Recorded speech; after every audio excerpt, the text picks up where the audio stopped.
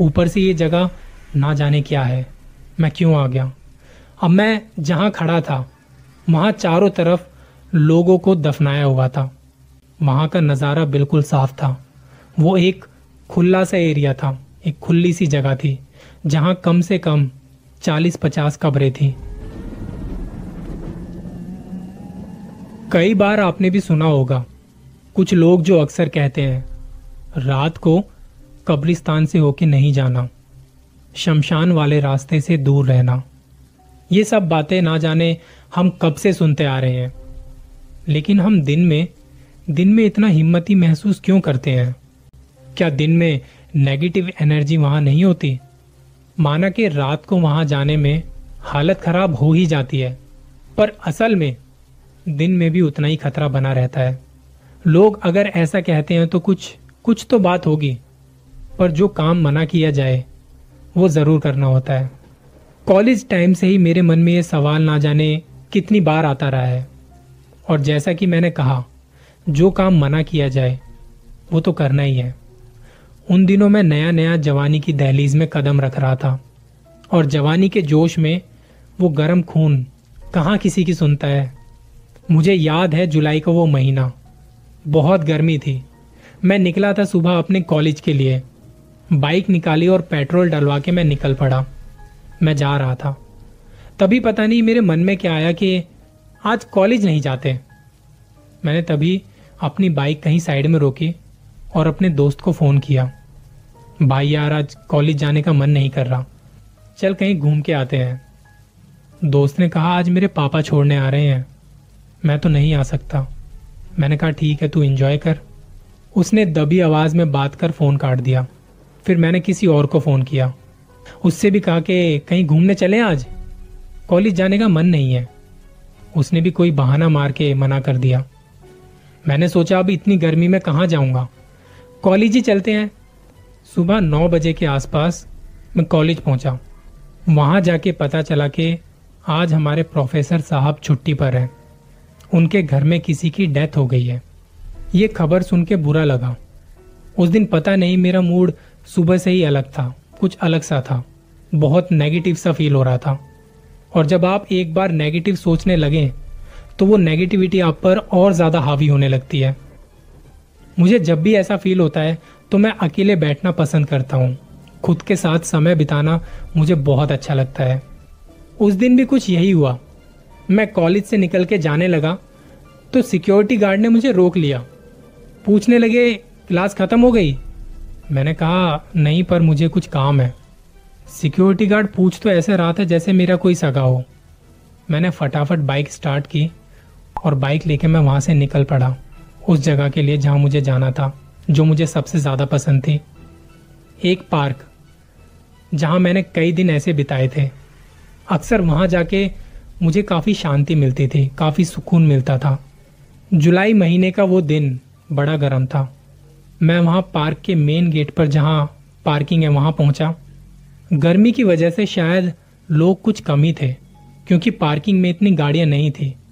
मैं पार्क के अंदर जाके एक बेंच पे बैठा जहां मैं अक्सर बैठा करता था। पसीने पोंछ के मैंने पानी पिया और गाने सुनने लगा।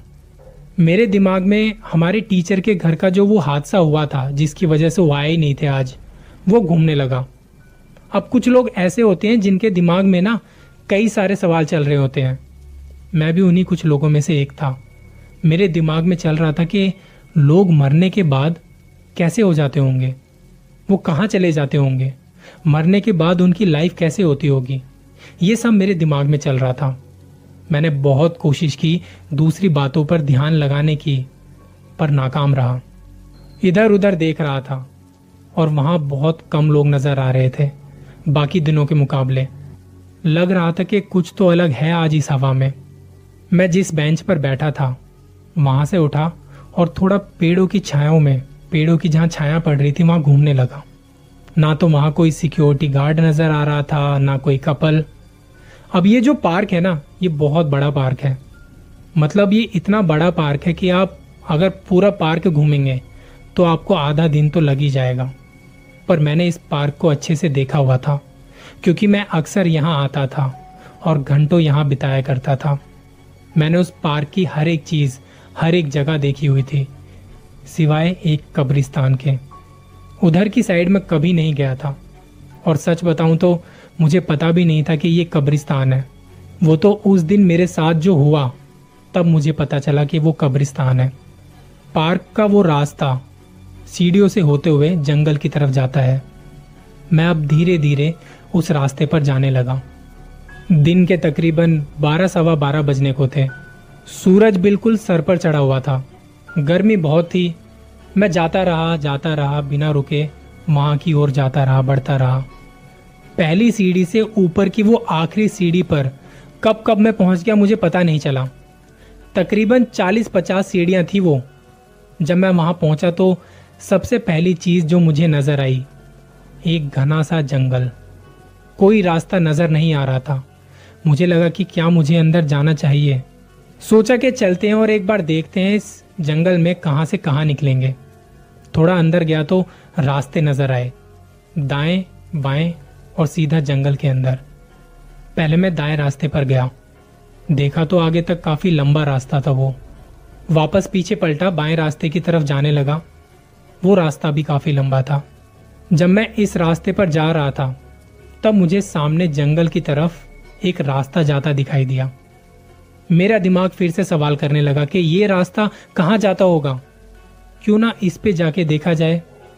मैंने धीरे धीरे अब उस रास्ते पर जाना शुरू किया। दिन के समय वहां किसी पक्षी या जानवर की कोई आवाज नहीं सुनाई दे रही थी, बस मुझे मेरे कदमों की आवाज सुनाई दे रही थी। इस जंगल वाले रास्ते पर थोड़ा और अंदर जब मैं गया, सबसे पहली चीज जो मुझे दिखी वो थी एक हरे रंग की चादर, और कुछ गड्ढा सा खुदा हुआ था वहां। उसके बगल में एक और गड्ढा खुदा हुआ था, जहां थी एक लाल रंग की चादर, जैसे दुपट्टा होता है बिल्कुल वैसे। मैं देख रहा था कि ये सब क्या है, क्योंकि मुझे अभी तक पता नहीं था वहां के बारे में कि वो क्या है, मैं कहाँ जा रहा हूं। थोड़ा और आगे जाके देखा तो वहां कुछ और भी गड्ढे खुदे हुए थे। जब मैं 2-4 गड्ढों को पार करता हुआ थोड़ा और आगे बढ़ा, तब मुझे कुछ समझ में आया कि अभी मैं जिस जगह पर खड़ा हूं ये कोई मामूली जगह नहीं है। ये एक कब्रिस्तान है, जहां पर मुझे नहीं होना चाहिए। मुझे ठीक से याद है, मैंने बस 4-5 गड्ढों को पार किया था, पर जब मैंने सामने का नजारा देखा और वहां से जब वापस जाने के लिए सोचा, जैसे ही मैं पीछे मुड़ा तो बहुत सारी कब्रें नजर आ रही थी, और वहां से निकलने का रास्ता भी नजर नहीं आ रहा था। उस वक्त मेरी हालत जो खराब हुई वो मैं बता नहीं सकता। उस सिचुएशन को एक्सप्लेन करना बड़ा मुश्किल है। दिमाग में बस यही चल रहा था कि मैं आ तो गया हूं, पर अब वापस कैसे निकलूं। ना तो कोई मदद थी और ना मुझे वहां पे कोई नजर आ रहा था जिससे मैं रास्ता पूछता। इधर उधर भटकते हुए मैं ढूंढ रहा हूं कि किस रास्ते से मैं आया था। मुझे कोई रास्ता दिखाई नहीं दे रहा था। मैं पसीने पसीने हो चुका था। एक तो गर्मी बहुत थी, ऊपर से ये जगह ना जाने क्या है, मैं क्यों आ गया। अब मैं जहां खड़ा था वहां चारों तरफ लोगों को दफनाया हुआ था। वहां का नज़ारा बिल्कुल साफ था। वो एक खुला सा एरिया था, एक खुली सी जगह थी जहां कम से कम 40-50 कब्रें थी। बच्चों की, औरतों की, कहीं पे हरी चादर, कहीं पे लाल चादर, कुछ कब्रें छोटी, कुछ कब्रें बड़ी। मैंने जल्दी से अपने मोबाइल जेब से निकाला और सोचा कि अपने दोस्त को फ़ोन करता हूँ, पर वहाँ उस जंगल में नेटवर्क भी नहीं आ रहे थे फ़ोन में। मेरी हालत रोने जैसी हो गई थी। मैं अपने घुटनों पे आ चुका था। एक नज़र मैंने ऊपर देखा कि हे भगवान, इस मुसीबत से निकाल दो। मैंने रोते रोते अपना चेहरा नीचे की ओर किया।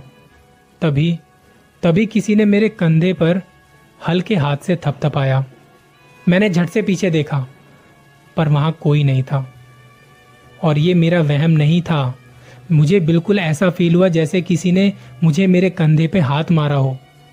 मैं चिल्लाना चाह रहा था, पर मेरी आवाज नहीं निकली, या शायद उस वक्त मुझे ऐसा लग रहा था कि मैं अपनी आवाज को नहीं सुन पा रहा था। यहां वहां नजरें घुमाते हुए देख रहा हूं कि बाहर निकलने का रास्ता मिल जाए, मुझे इस मुसीबत से कोई निकाल दे।